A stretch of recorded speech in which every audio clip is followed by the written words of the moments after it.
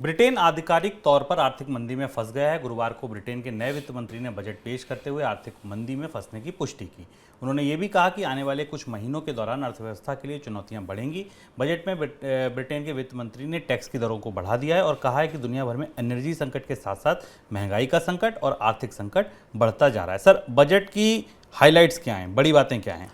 G20 और G5 देशों की पहली अर्थव्यवस्था ऑफिशियली मंदी में चली गई और यहाँ से यूरोप में मंदी के आधिकारिक रूप से घोषणा हो गई। और ये बात जो ब्रिटेन के वित्त मंत्री हैं जेरेमी हंट, उन्होंने इस बात की घोषणा की। इसके साथ जो पिछला बजट था जिस बजट ने वहाँ के प्रधानमंत्री को पद छोड़ने के लिए बाध्य किया था और हमने बड़ा कोहराम देखा बाजारों में, उस बजट का एक बिल्कुल ठीक नया और उल्टा बजट जेरेमी हंट ने ब्रिटेन की सरकार के देश के सामने और ब्रिटेन की संसद के सामने पेश किया।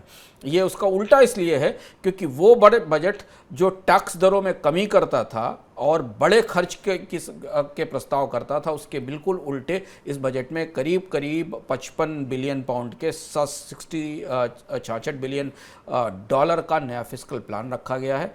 इनकम टैक्स की दरें बढ़ाई गई हैं, बिजली बिलों पर मिलने वाली सब्सिडी को कैप कर दिया गया है, कंपनियों से जो एनर्जी टैक्स, विंडफॉल टैक्स है उसको लंबे समय तक बढ़ा दिया गया है। सरकार ने अपने खर्च में कटौती का लंबा कार्यक्रम घोषित किया है और इसका असर हमें फिलहाल ब्रिटेन की मंदी के और गहराने के तौर पर शुरुआत में सामने आएगा और इस असर से ब्रिटेन के लोग जो भारी महंगाई से जूझ रहे हैं उनके लिए आने वाले समय में चुनौतियां बढ़ेंगी। लेकिन यही शायद एक विकल्प था जिस विकल्प को चुनना जेरेमी हंट के लिए ज़रूरी था। तो अब ब्रिटेन की अर्थव्यवस्था में दो तरीके की रिपेयरिंग चल रही है। एक रिपेयरिंग फिस्कल है और एक रिपेयरिंग मॉनेटरी है।